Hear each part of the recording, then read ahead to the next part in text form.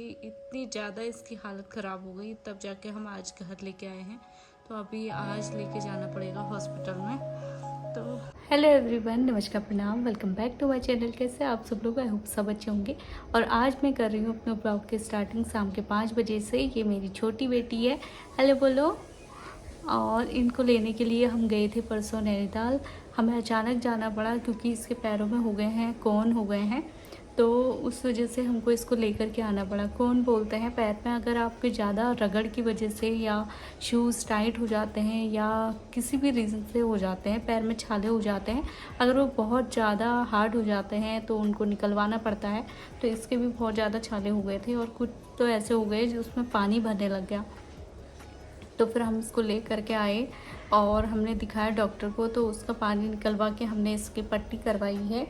ये देखिए, तो पैर में पट्टी करवा करके फिर हम इसको ले करके जाएंगे 3-4 दिन बाद, क्योंकि जब ये सूखेंगे और उसके बाद ही हम ले करके वापस जाएंगे तो वहाँ पे दिखाएंगे। और सर्जरी के लिए डॉक्टर ने बोला है।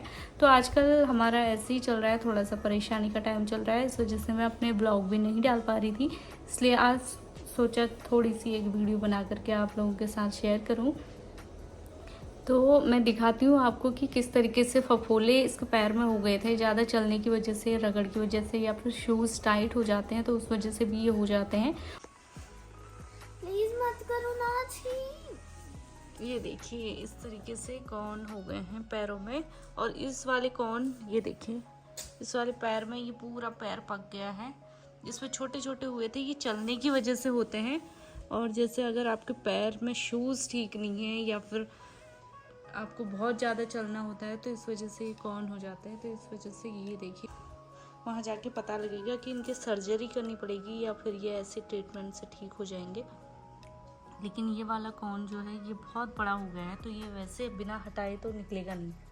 तो इस वजह से इतनी परेशानी हो रही है, इस वजह से मैं आजकल ब्लॉग भी नहीं डाल पा रही हूँ। तो ये है रीज़न। ये देखिए, ये पैर ये इस तरीके से पहले हुआ था स्टार्टिंग में, धीरे धीरे इतना बड़ा हो गया। और आज हमें पता लगा तो अचानक से फिर हम गए नैनीताल और नैनीताल लेकर के आए हैं। और उसके बाद आप जाना है हॉस्पिटल।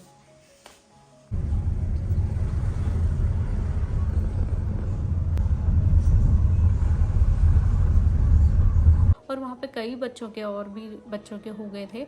तो इस वजह से अगर हमें टाइम से पता लगता तो ये शायद धीरे धीरे निकल जाते, लेकिन अब ये बड़े हो गए हैं तो इसको हमें सर्जरी से ही रिमूव करना पड़ेगा। तो अभी हम फिलहाल गए थे डॉक्टर के पास, तो वहाँ पे जो पस भर गया था या पानी जिसमें निकल रहा था, तो वो उसको डॉक्टर ने इंजेक्शन के थ्रू उसका पानी निकाल करके उसमें मेडिसिन लगा करके पट्टी कर दी है। लेकिन 3-4 दिन बाद हमें फिर से बुलाया है ताकि इसकी अगर जो कॉर्न हार्ड हो गए हैं तो उनको निकलवा सकें। तो इस वजह से आजकल थोड़ा सा हमारा परेशानी का टाइम चल रहा है। रामनगर में ये ट्रिप में जाने वाले थे बच्चे, तो वहाँ भी नहीं जा पा रहे हैं। वहाँ के लिए बहुत एक्साइटेड थे, वहाँ के लिए हमने फ़ीस भी भर दी थी, लेकिन अचानक से ये इतने ज़्यादा हो गए कि हमको घर लेके आना पड़ा। और उसके पहले दिन हम लोग गए थे हल्द्वानी, इसलिए कि इनकी शॉपिंग करके, क्योंकि थोड़ा सा विंटर वेयर के कुछ कपड़े भी लेने थे और कुछ और सामान था तो वो हमें भिजवाना था। तो हम इसके लिए गए थे हल्द्वानी कि इनको दे करके आएंगे नेक्स्ट डे। और नेक्स्ट डे ही हमको वापस घर लेके आना पड़ा देवीशिखा को, क्योंकि इसके पैर में बहुत ज़्यादा हो गई और ये वहीं पे अगर रहती तो ये फिर ना बढ़ते जाते। इसलिए हम इसको घर लेके आए ताकि हम इसको यहाँ पे हल्द्वानी में कोई अच्छे डॉक्टर को दिखा सकें। तो इस वजह से अब 3-4 दिन बाद ही पता लगेगा कि इसकी सर्जरी से रिमूव होंगे या फिर ये, खैर करना तो इसमें सर्जरी ही पड़ेगी क्योंकि ये बहुत ज़्यादा हार्ड हो गए हैं और निकल भी नहीं रहे हैं। 2 दिन हो गए हैं आज ये घर पे ही हम ड्रेसिंग कर रहे हैं, लेकिन कोई इम्प्रूव ऐसा कुछ हो नहीं रहा है। तो पट्टी बंधी हुई है और आज भी इसकी घर पे ही ड्रेसिंग हमने कर दी थी। तो अभी 2 दिन बाद लेके जाएंगे हल्द्वानी, वहाँ पे पता लगेगा कि क्या होना है आगे। और फिलहाल बस आप लोग प्रे कीजिए कि जल्दी से मेरी बच्ची ठीक हो जाए, और ताकि मैं और जो दूसरे ब्लॉग्स हैं या दूसरे वीडियोस हैं अपनी वो डाल सकूं। हमने मेडिकल लीव ली हुई है 10 दिन, तो डॉक्टर ने बोला कि आराम से लगेंगे ही, इतना टाइम लगेगा, हो सकता है इससे ज़्यादा भी लगे। तो इनके हाफ ईयरली एग्ज़ाम तो हो चुके हैं, लेकिन जो बाकी फाइनल एग्ज़ाम होंगे वो उसके बाद ही होंगे, उसके बाद ही ये स्कूल जा पाएगी। तो अभी मतलब लगभग हमको 20 से 25 दिन का टाइम हमको इसकी छुट्टियां लेनी पड़ेंगी, घर पे ही रुकना पड़ेगा।